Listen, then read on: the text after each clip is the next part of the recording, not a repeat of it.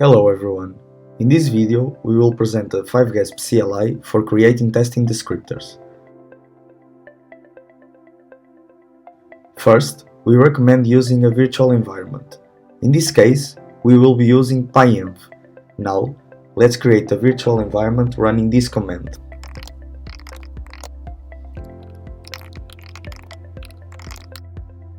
Now that it was created, let's activate it by running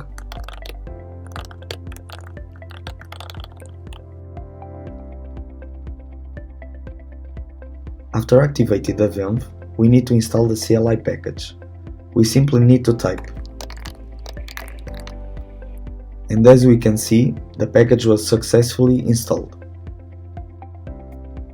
At this moment, the 5GASP CLI has three features/commands: list testbeds, list available tests, and create testing descriptor. Let's dive into the first command.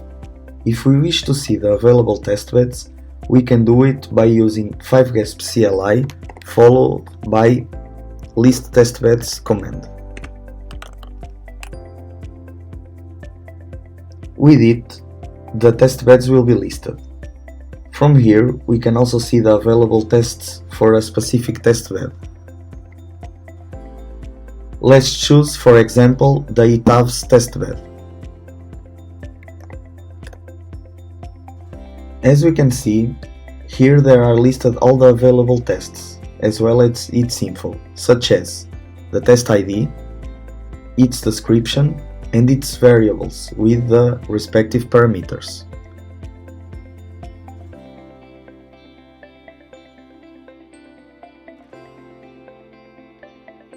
Another feature of the CLI is the ability to see all available tests.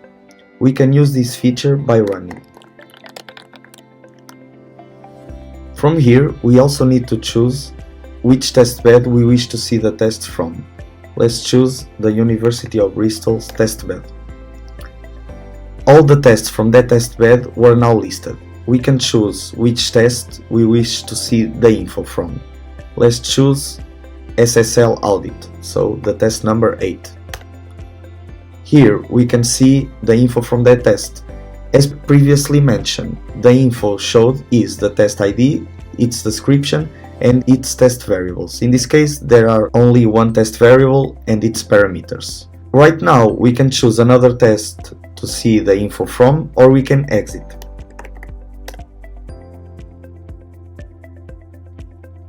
Now, the final and most complex feature, create a testing descriptor. We can access it by running the following command.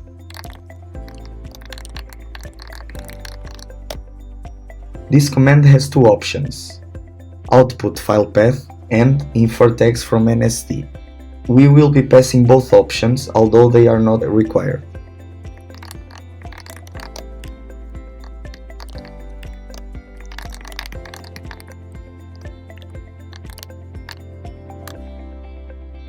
Currently, the 5GASP CLI only supports inferring connection points when they refer to a VNF.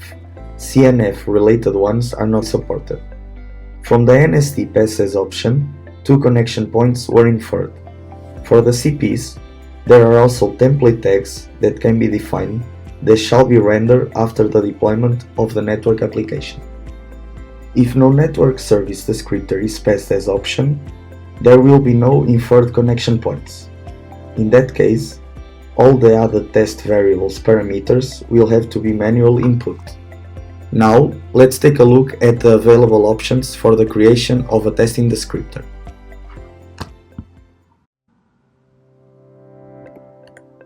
Starting the creation process, we need to specify the network application's name, as well as the network service's name. We also need to choose the testbed. So let's choose the itavs testbed. Now we get to the main menu. From here we have 5 options: add, info, show, edit, finish. Choosing the info option, we can specify from which test we wish to see the info. As this was previously mentioned, we will not look into it again. Now let's add a new test case. We need to specify which test we want to add. Let's choose the first one, bandwidth. As this variable can be ejected by the nodes, we can rely on the inferred connection points from the NSD previously passed.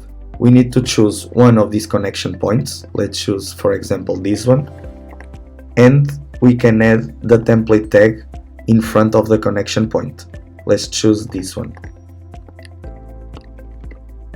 As this is an example, we will fill in the remaining values with dummy ones. Here we can also choose a connection point to be inferred. Let's choose this one.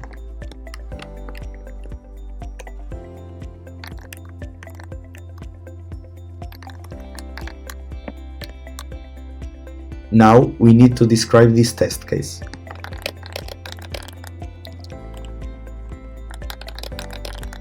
Finally, the test case was added. Now we will add another test case just for demonstration purposes.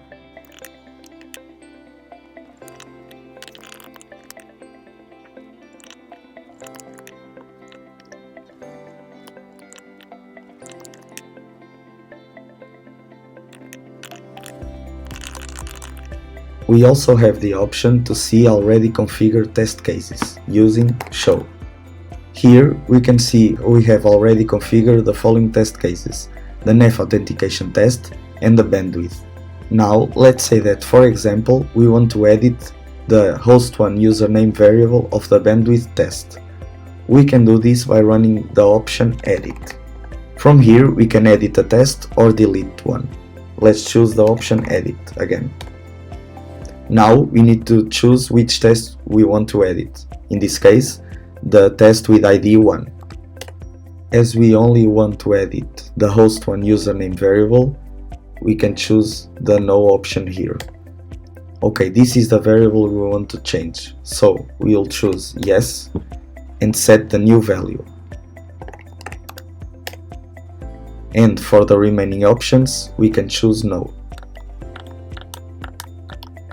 Now we can see that the test was edited, so we can go back. We can choose again the show option to see that the tests were edited. As we can see, the host1 username now is host1, so was successfully edited. Finally, we can finish the creation of test cases. We can also choose if we want the defined test cases to be executed in a specific order or in a random one. Let's choose yes for a specific order. Now the test cases we created are listed and we can choose which test case we want to set first. Let's choose the test case number 2. And now the remaining one, as there are only 2 options. Finally, this was the output file path we passed as a command option at the beginning, t.yaml. We can choose to save the testing descriptor on this file or on a different one. As we want to save on this file, let's choose the option no. Finally, the testing descriptor was saved on the file t.yaml. As you can see, this is the descriptor file with the added test cases. These are the current features of the 5GASP CLI, with more features to come. If you have any question, you can contact us at contact@5gasp.eu.